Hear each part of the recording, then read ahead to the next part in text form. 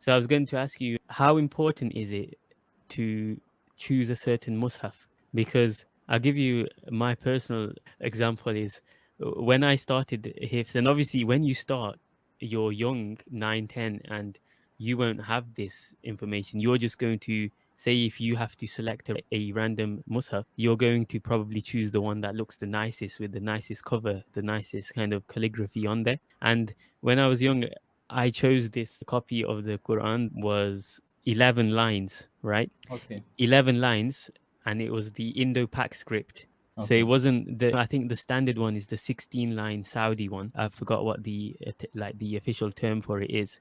But this one is a 11 line Quran, and unfortunately ever since is my most prized possession now because I've never found another one. I've never found another copy other than my brother, which was brought at the same time. I've looked online, I've tried to search PDFs. The only way I can probably get another one is if I get it specifically scanned and made. And this is a big, how can I say it? This is a somewhat of a drawback because when it comes to revising, I have to use this Quran because how we memorize is you have certain, let's say, like photographs in your mind of the page's structure. Exactly. So you can't keep changing the mushaf. I guess you Yes. can at a very advanced level. So what would you say on that? So do you have that same which you used to refer to when, in your childhood?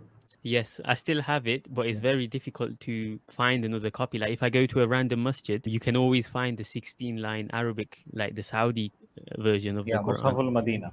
Okay, Musaf al Medina, yeah. Yeah. So if I was advising someone now, I'd tell them to choose that one because it's the most widely available. Exactly. What you have mentioned regarding choosing the right mushaf for hifz, it's very important that you choose the right mushaf and you stick with it all throughout your hifz. It should not get like you have started with some mushaf and then you are switching on to some other mushaf. The one which I referred to when I started hifz, it's known as the Hafiz-e Quran over here in India. I think it's even available in your country as well, in Pakistan, etc. It's a very common one used referred to by Huffaz. So this Hafiz-e Quran, but obviously it is based on the Indo-Pak script, and it has 15 lines. The speciality of this mushaf is that each page ends on an ayah. Each page of the Quran, it ends on an ayah, and this helps you whenever you are leading Tara. So it also helps you in Tara, and it also helps in creating visual memory. So even today, after having completed around, if I will just to tell you the number of revisions which I have completed, they have nearly reached 100 revisions until now. So after having completed 100 revisions, right now I do not require to refer to the Mus'haf whenever I want to revise any juz. Even today, I have a fixed call with my ustaz, the same ustaz who has taught me Hifz.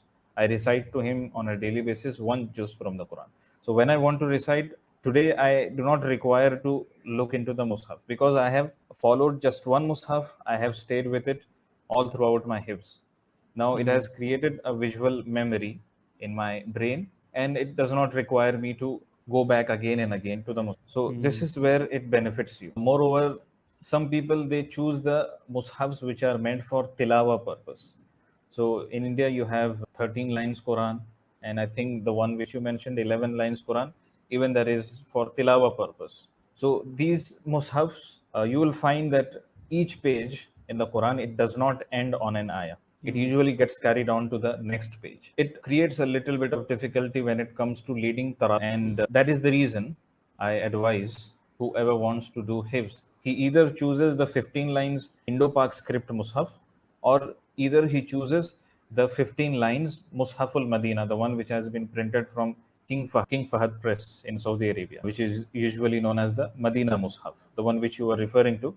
Even that is 15 lines, and each page ends on an I. One more mm, benefit which you get through the Indo-Pak script is that you have the ruku system. So this ruku system also helps. For example, if you follow the ruku system while you are leading salah or while you are leading salah, you can stay rest assured that wherever if you are ending your tilawa on a ruku, you can stay rest assured that you have completed the context, because these rukus they are placed according to the context of the verses. So the topic keeps changing from page mm, to page. So this ruku system ensures that you are reciting the ayahs of one context. Okay. Even this is another advantage. Whichever mushaf you start with, you stay with it till the end and you don't keep switching between mushafs, because that will affect your visual memory of the Quranic pages. Yeah, that nicely rises that topic. But even when you're mentioning these different Musaf types, you realize